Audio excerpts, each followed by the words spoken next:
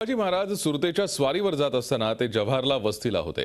जव्हारपासून काही अंतरावर असलेल्या एका गावात महाराजांना सोन्या चांदीच्या मौल्यवान अलंकार सापडले। त्यामुळे महाराजांनी या गावाचं नामकरण केलं। काय नाव दिलं या गावाला, कोणतं आहे गाव, पाहूयात।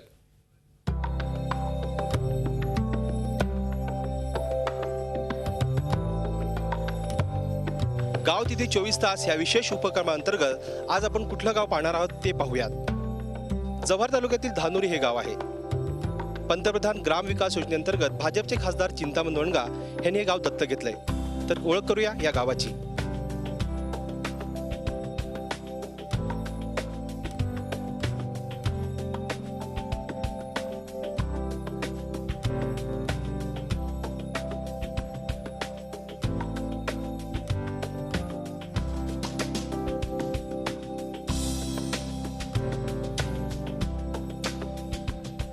आता आपण पोहोचलो जव्हार तालुक्यातील धानुशी या गावामध्ये। भाजपचे खासदार चिंतामण वनगा यांनी विकासासाठी हे गाव दत्तक घेतलंय। चला तर करून घेऊया ह्या गावाची आता ओळख। जवळपास 4 ते 5 किलोमीटर अंतरावर डोंगराच्या कुशीत वसलंय धानुशी हे गाव। जवळपास 2,500 लोकवस्ती असलेल्या या गावात मोठ्या प्रमाणात आदिवासी, कोकणी, वारली आणि कातकरी समाजाची वस्ती आहे। इथल्या ग्रामस्थांचा शेती हा मुख्य व्यवसाय आहे। धानुशी हे नाव या गावाला कसे मिळालं यामागं मोठी रंजक कहाणी आहे। पूर्वी या भागामध्ये एक व्यक्ती गुरं घेऊन आला असता त्याला या गावात चांदी सोन्यानं भरलेला हंडा सापडला आणि तो व्यक्ती याच ठिकाणी घर करून राहू लागला। त्याला सापडलेल्या धनाची बातमी इतर लोकांना मिळताच या ठिकाणी मोठ्या प्रमाणात लोक वस्तीला येऊ लागले। वस्तीसाठी आलेल्या बहुतांश लोकांना या ठिकाणी जमिनीत पुरलेलं धन मिळाल्यानं या गावाला धानुशी अशी ओळख मिळाली, ही आख्यायिका आहे।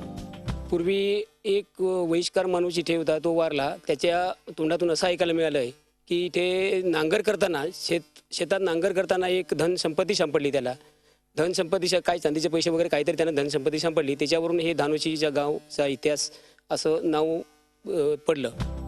तसंच शिवाजी महाराज सुरतेच्या स्वारीवर जात असताना ते जव्हारला वस्तीला असताना या गावाजवळ त्यांना असं काहीतरी मौल्यवान वस्तू सापडल्या की ज्यामुळं या गावाला त्यांनी धानुशी असं नाव दिलं, अशी ही आख्यायिका आहे। पूर्वी इथून छत्रपती शिवाजी महाराज जेव्हा सुरतेवर छापा टाकण्यासाठी गेलेले तेव्हा आपल्या इथूनच एक 5-6 किलोमीटरवर एक शिरपा माळून गाव आहे, तिथं ते थांबलेलं वाचताला। तर तिथं ह्यांना जाताना इथं कुठेतरी एक धनाचा साठा कुठेतरी सापडला की आहे आणि ह्याच्यावरून काय हे नाव धानुशी पडलं।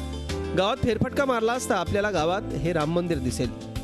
या राम मंदिराची सुद्धा आख्यायिका इथले ग्रामस्थ सांगतात। प्रभू रामचंद्र वनवासात असताना या गावात वास्तव्याला होते आणि तेव्हाच हे मंदिर उभारण्यात आलं असावं, अशी या गावातल्या ग्रामस्थांची श्रद्धा आहे। झी 24 तास रहा एक पाऊल पुढे।